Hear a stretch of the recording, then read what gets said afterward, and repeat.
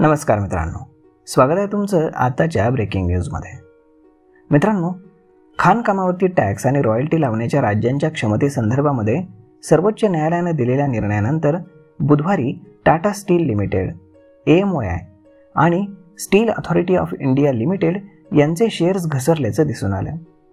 खरे तर सर्वोच्च न्यायालयाने बुधवारी खनिज समृद्ध राज्यांसाठी आर्थिक दिलासा देणारा निर्णय देत त्यांना आपल्या खनिजयुक्त भूमीवरती केंद्र सरकार आणि पट्टाधारकांकडून 1 एप्रिल 2005 पासूनची रॉयल्टी आणि करांची थकबाकी वसूल करण्याची परवानगी दिलेली आहे।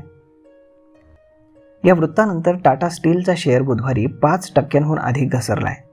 हा शेअर 142.35 रुपयांच्या इंट्राडे लोवरती पोहोचला। याशिवाय MOIA लिमिटेड या कंपनीचा शेअर जवळपास 6% घसरून 404 रुपयांच्या आसपास पोहोचला। NMDC लिमिटेडच्या शेअरमध्ये देखील 6% अधिकची घसरण पाहायला मिळाली आणि तो 211 रुपयांवरती व्यवहार करत होता। सर्वोच्च न्यायालयाने म्हटलंय की मागील थकबाकी भरण्यासंदर्भामध्ये काही अटी असतील। केंद्र आणि खाण कंपन्या पुढील 12 वर्षांमध्ये खनिज समृद्ध राज्यांना क्रमाक्रमाने थकबाकी देऊ शकतील। मात्र सध्या राज्यांना थकबाकीवरती कुठल्याही प्रकारचा दंड न लावण्याचे निर्देश देखील देण्यात आलेत।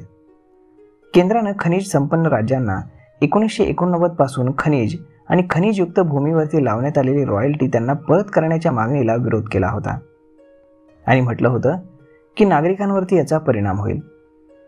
प्राथमिक अंदाजानुसार सार्वजनिक क्षेत्रातील कंपन्यांना त्यांच्या तिजोरीतून 70,000 कोटी रुपये काढावे लागतील।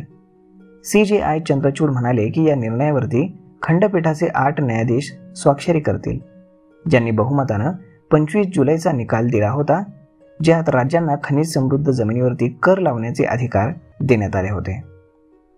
तर मग मित्रांनो, ही बातमी तुम्हाला कशी वाटली हे तुम्ही आम्हाला कमेंट करून नक्की सांगा आणि जर हा व्हिडिओ तुम्हाला आवडला असेल तर आपल्या जवळच्या मित्रमंडळींसोबत शेअर करा आणि चॅनलला सबस्क्राईब करायला विसरू नका। धन्यवाद।